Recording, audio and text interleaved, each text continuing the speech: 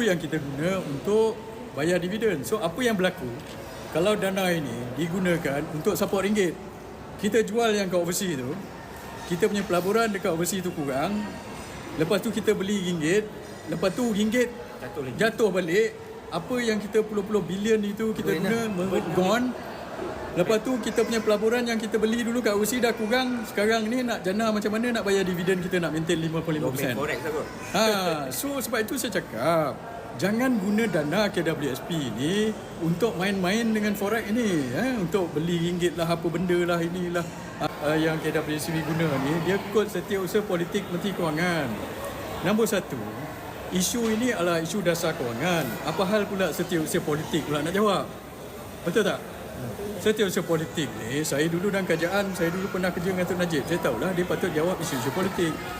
Kita tanya berkenaan dengan isu dasar ni, sepatutnya yang jawab siapa? Sama ada Anwar Ibrahim sendiri ataupun CEO KWSP sendiri yang jawab, atau Menteri Kewangan. Menteri Kewangan. Menteri Kewangan kedua, CEO KWSP, bukannya Setiausaha Politik. Saya tak mahu dengar, rakyat tak mahu dengar Setiausaha Politik nafi aja. Dia kata ni spekulasi. Saya nak dengar daripada CEO KWSP sendiri nafi sama ada benda ini betul ke tidak. Ini daripada penganalisa ekonomi yang cakap. Penganalisa ekonomi cakap 35.3 bilion hasil pelaburan KWSP boleh ditukar kepada ringgit. Ini penganalisa politik, penganalisa ekonomi yang cakap. Okey, lepas itu ini daripada EPF punya CEO sendiri. Dia cakap apa? Ini pada minggu lepas, Mac 4 Mac 2024. CEO EPF, KWSP punya CEO cakap apa? Tengok ni, dia kata EPF hints at potential support. EPF telah bagi bayangan untuk menyokong ringgit. Ini dia sendiri cakap. Ini laporan kata the Employee Provident Fund Chief Executive Officer Ahmad Zulkarnain has hinted at potential support for the weak ringgit through repatriation of fund. Maksudnya CEO kepada KWSP ni telah bagi bayangan untuk dia repatriate ni, bawa balik pelaburan daripada luar negeri untuk menyokong ringgit. Dia sendiri yang bagi hint itu, tuan-tuan.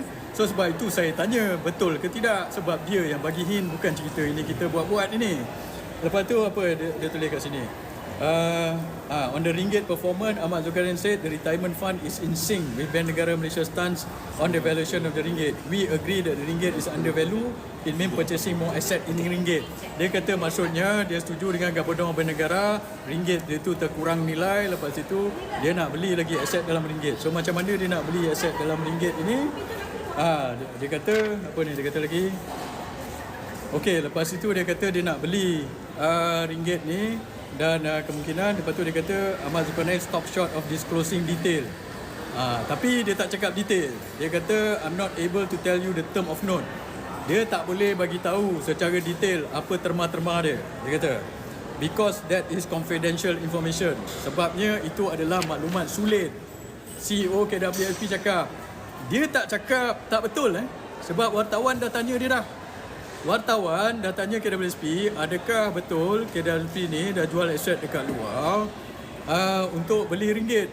Wartawan tanya, ini daripada NST, tak salah saya di Age apa semua dah keluar. Dan dia jawab macam mana? Dia kata, kita kalau ada value tu kita beli untuk ambil untung. Lepas tu saya tak boleh bagi tahu terma-terma dia sebab ini adalah sulit. Okey.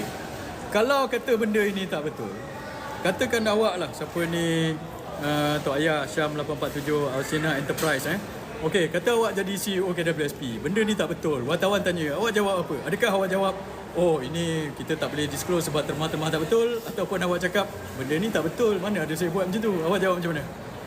Mestilah kalau tak betul, awak jawab benda tak betul lah. Bukannya awak jawab benda ni sulit. So kalau awak jawab benda tu sulit, maksudnya ada asas atau kebenaran tentang berita tersebut. Ini dia cakap sendiri. Sebab itu saya tanya. Lepas tu apa dia cakap?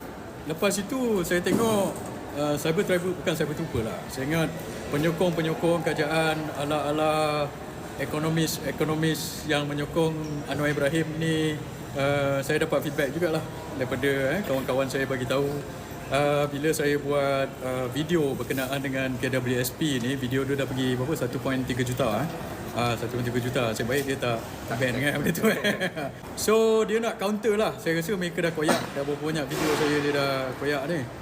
So dia nak counter, dia kata macam ini. Dia kata apa yang Hisham Jalil cakap itu dia based on apa yang Saipul cakap tu tak betul lah apa dan sebagainya.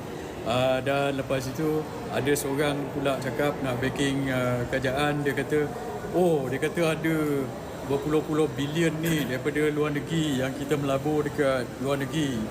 Kita bukan jual aset pelaburan kita luar negeri, kita cuma bawa balik untung, dia cakap. Okey, nombor satu, bila penyokong kerajaan Anwar yang cakap macam tu, maksudnya apa? Maksudnya benda ni berlaku ke tidak? Kalau kita andaikan lah, benda berlaku lah.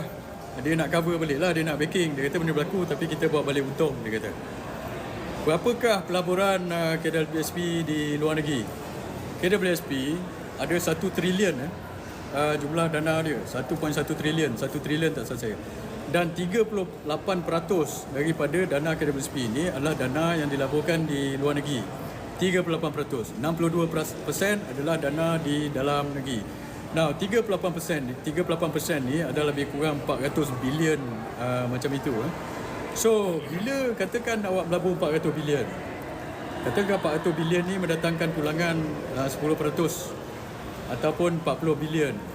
Awak macam mana awak nak realisasikan nak bawa duit 40 bilion ni balik? Awak kena jual aset tu. Dia ada dua cara. Satu ambil dividen, tapi dividen ni lambat. Kena tunggu declaration daripada semua-semua company ni.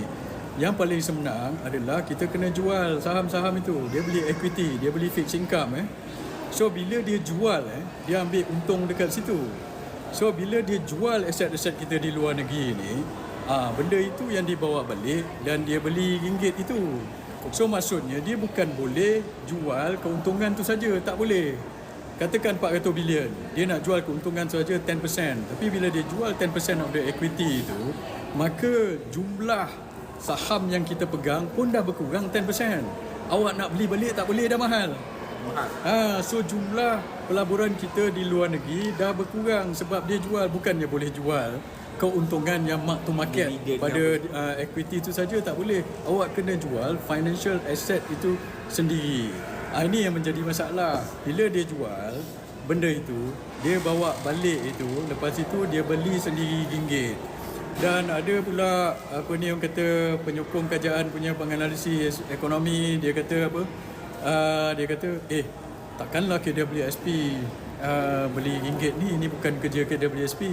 Ini bank negara aja yang boleh beli ringgit. So kita tengoklah reserve bank negara macam mana. Ini satu lagi tak betul.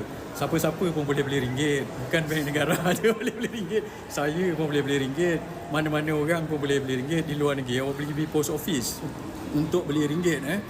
So dia nak backing, tapi faktanya itu tak betul. So sebab itu saya cakap, mereka ini bila dia repatriate balik duit itu, dia jual, dia beli kita ringgit kita untuk pengukuran ringgit. Tapi apabila dan sekiranya dia buat macam itu, apa yang berlaku? Kita punya dana pegangan saham kita, jumlah saham yang kita pegang di luar negeri akan turun. Kita nak beli balik, dia dah jadi mahal. Now, kenapa kita labur di luar negeri ni? Kita labur di luar negeri sebab pulangan di luar negeri itu lebih tinggi.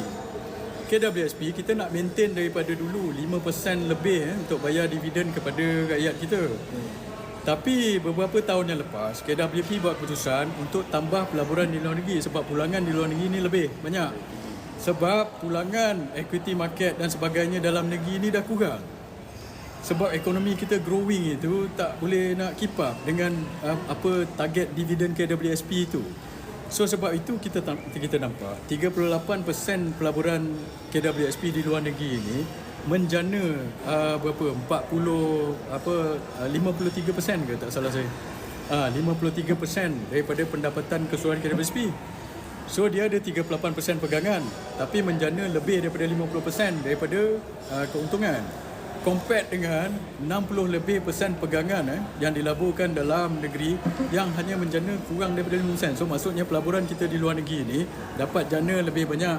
Itu yang kita guna untuk bayar dividen. So apa yang berlaku kalau dana ini digunakan untuk support ringgit, kita jual yang kat overseas tu, kita punya pelaburan dekat overseas tu kurang, lepas tu kita beli ringgit, lepas tu ringgit jatuh balik, apa yang kita puluh-puluh bilion itu kita guna gone. Lepas tu kita punya pelaburan yang kita beli dulu kat overseas dah kurang, sekarang ni nak jana macam mana nak bayar dividen kita nak maintain 55%. So sebab itu saya cakap jangan guna dana KWSP ni untuk main-main dengan forex ini, untuk beli ringgit lah, apa benda lah, inilah. Ini tak boleh, awak tak buat macam, tak boleh buat begitu. So sebab itu saya kata begitu. Dan kenapa benda ini penting? Sebab apa saya tanya pada Menteri Kewangan dan Perdana Menteri? Sebab dalam akta KWSP, ini akta KWSP. Apa akta KWSP kata? Section 11, kuasa menteri untuk memberi arahan. Menteri boleh memberi kepada lembaga arahan yang bersifat am selaras dengan peruntukan akta ini tentang perjalanan fungsi dan kuasa lembaga, dan lembaga hendaklah melaksanakan arahan itu. Ini dalam akta KWSP. So menteri boleh arahkan kepada lembaga ataupun KWSP ataupun dia punya investment committee untuk buat benda-benda begini. So sebab itu saya nak tanya, menteri ada ke bagi arahan supaya dia jual aset-aset kita ini untuk support ringgit? Dan kedua, kenapa menteri kena jawab? Sebab dalam Section 12 Akta KWSP, dia kata tugas untuk mengemukakan maklumat kepada menteri. Lembaga hendaklah mengemukakan kepada menteri apa-apa maklumat berkenaan berhubungan dengan kegiatan sebagaimana dikehendaki oleh menteri dari semasa ke semasa. Now, ini adalah isu kepentingan rakyat. So, bila isu kepentingan rakyat, sebab dana pencen kita ini, kalau dana pencen kita digunakan untuk support KWSP, kita perlu tahu. So, kita tak boleh bayar dividen ni sebab kita punya pelaburan dah berkurang di luar negeri macam mana. So menteri kena jawab, bukannya setiausaha politik kepada Perdana Menteri.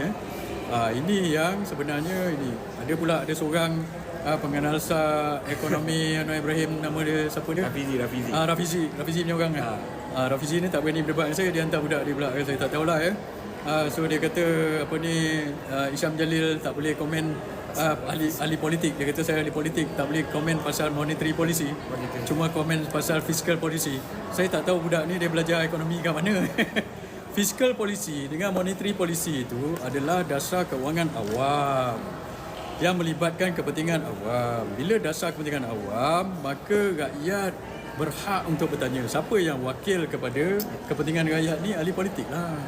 Kalau kita tak tanya, kita tak boleh sembang imbang. Dulu OPR, siapa yang komen pasal OPR? Sampai kerajaan tak berani nak naik, saya yang komen dulu pasal OPR. Kalau saya tak komen, habislah OPR menaik macam itu. So sebab itu, bila nak berhujah itu, kita kena bagi hujah-hujah yang inilah, hujah-hujah yang betul lah. Jangan bagi hujah-hujah yang kata inilah macam itulah dan sebagainya, yang tak masuk akal, itu yang rakyat tak mau dengar lah.